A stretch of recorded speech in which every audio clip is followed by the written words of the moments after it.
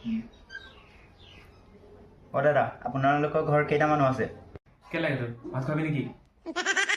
বুজ নহয় দাদা, মই মানুহ গন্তি কৰি আছো। কেলে গন্তি কৰি আছ?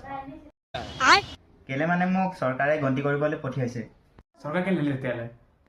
চৰকাৰে এইটো কামৰ কাৰণে কেলে আহিব? তেতিয়াহ'লে তই কেলে আহিছ? বোকা, এইটো মোৰ কাম হয়। কি কাম হয় এইটো? মানুহ গন্তি কৰা। মানুহ গন্তি কৰিলে কি হয়? এইটো কৰিলে গম পাম দেশত কিমান মানুহ আছে। কেলে তই নাজানো দেশত কিমান মানুহ আছে? মই কেনেকৈ গম পাম দেশত কিমান মানুহ আছে? এই তই গন্তি কৰিছ কিমান মানুহ আছে তই গম পাবি। এতিয়ালৈকে কৰাই নাই গন্তি ভালকে। এতিয়া কৰ আকৌ, চৰকাৰৰ পৰা কি কেনে পইচা লওঁ?